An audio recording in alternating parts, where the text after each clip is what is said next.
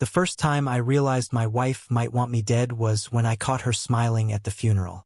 The second time was when I saw the man who might save my life standing in my kitchen holding a gun.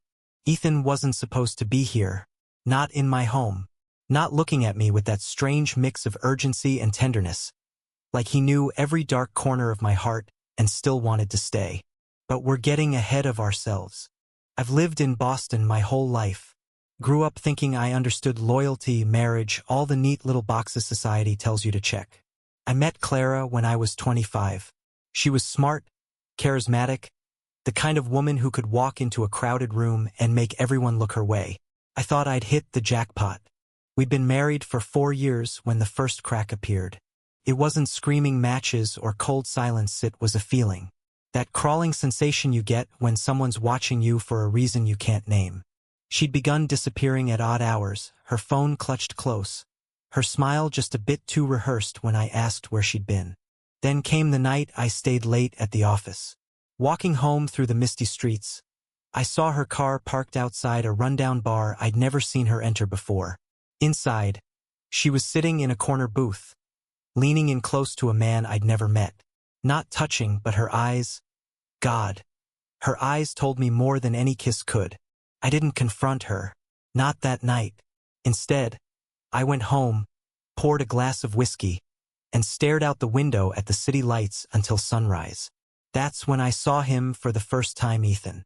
He was my new neighbor, fresh from New York, the kind of guy who carried himself like he'd seen too much but still held on to hope. We met at the mailboxes, exchanging polite nods, and I thought nothing of it.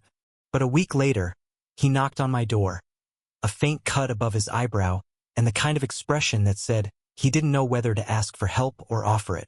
"You don't know me," he said, "but I think your wife is in trouble. And if she's in trouble, so are you." I should have laughed him off, told him to leave. But something in his voice, low, steady, threaded with quiet desperation, made me listen. Over coffee, he told me he worked in private security, and that Clara had been meeting with a man tied to an organized crime ring. A man Ethan had been tracking for months. From then on, Ethan and I became allies, meeting in parking garages, exchanging information over greasy diner breakfasts. The danger drew us closer, though I'd be lying if I said that was all it was. There was something about the way he looked at me, like I wasn't just a husband in over his head, but someone worth saving. The night everything changed. The rain was coming down hard. Ethan showed up at my apartment soaked to the bone, his hoodie clinging to him, his eyes wild. "She's planning something," he said. "I overheard her. Tonight. You need to trust me." Trust. I didn't know if I could trust anyone anymore. But when his fingers brushed mine as he handed me a flash drive, my pulse jumped in a way I couldn't control. We worked together in tense silence, pulling up grainy surveillance footage on my laptop. The images were like a punch to the gut. Clara, meeting with the same man, exchanging what looked like stacks of cash. And then a picture of me, my own face, circled in red ink. "She's not just cheating," Ethan said softly. "She's setting you up." The sound of the rain was deafening. My marriage, my life, everything I thought I knew, it all felt like it was collapsing in on me. And then Ethan reached over, his hand cupping the side of my face, grounding me in a way that felt terrifyingly right. "You're not alone," he whispered. When Clara came home, the apartment smelled faintly of coffee and tension. She froze when she saw Ethan, but her eyes flickered just enough for me to catch its recognition, and maybe fear. From that night on, it was a race to gather proof, to stay one step ahead of a woman I'd once loved without question. Ethan stayed close, sometimes crashing on my couch, sometimes not bothering with the couch at all. The lines blurred. Late nights bent into early mornings, and the quiet moments, him handing me a mug of coffee, me brushing his damp hair out of his eyes, felt almost normal. But danger was always at our backs.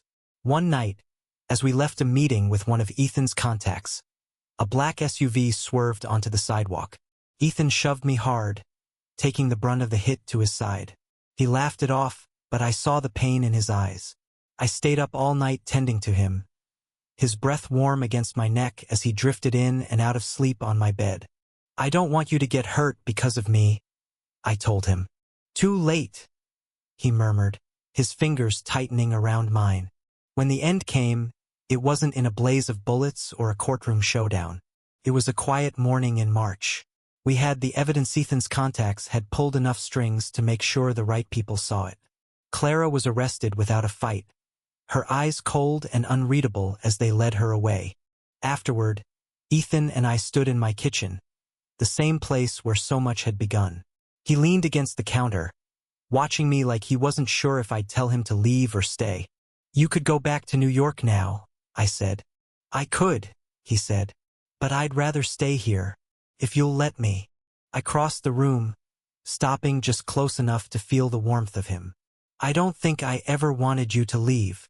His smile was small, but it lit up the whole room. And when he kissed me, it wasn't the kind of kiss born from Chausit, it was the kind that promised we'd survive whatever came next. Because sometimes, the person who saves your life doesn't just keep you breathing. They give you a reason to live. Thank you for listening.